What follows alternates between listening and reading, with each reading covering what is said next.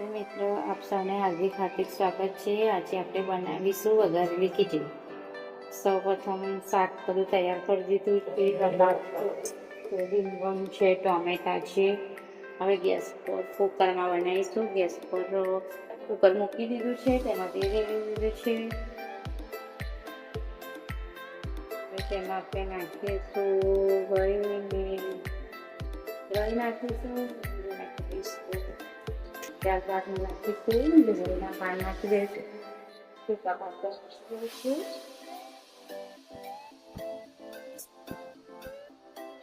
લસણ નાખી દઈશું, સૂકવ દઈશું,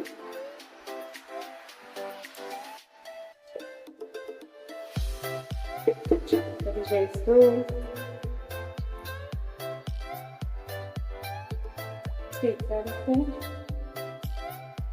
નાખીશું મરચું નાખી દઈશું, એક ચમચી હળદર નાખી દઈશું,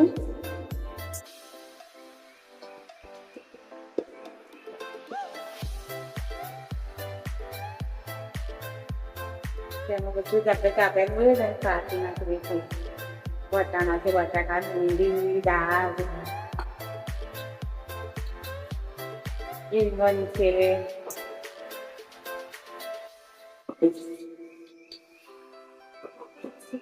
મિક્સ કરી દઈશું, સારી દઈશું। હવે મીઠું નાખી દઈશું તેમાં સરસરમાં,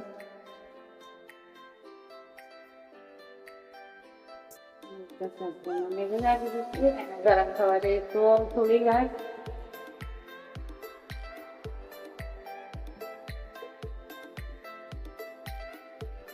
ઠંડુ પાણી લઈ લીધું, પછી એક વાટકી જેટલા આપણે ચોખાની અંદર એડ કરી દઈશું। શાકની અંદર આપણે પાણી પણ રેડી દીધું છે અને સરસ ઉકળી ગયું છે, શાક પણ ચડી ગયું છે।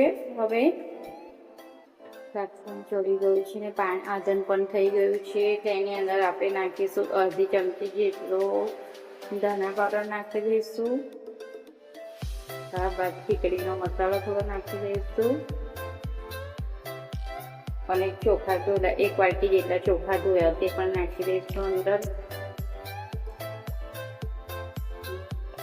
હલાવી દઈશું। મીઠુંનો સ્વાદ પણ હમણાં જ જોઈ લેવાનું, ઓછું છે કે વધારે છે એવું બધું જોઈ લેવાનું છે। હવે આપણે ઢાંકણ રાખી દઈશું કુકરનું અને ત્યારબાદ 3 સીટી વગાડી દઈશું, ત્યાર પછી આપણે જોઈ લઈશું સીટી થઈ ગઈ છે।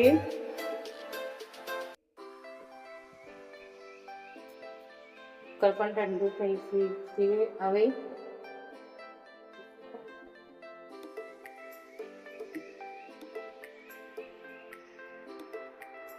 થઈ ગઈ છે સરસ મજાની વઘારેલી ખીચડી બાસમતી રાઈસની। અને આપણે નાખી દઈશું ધાણા નાખી દઈશું થોડા,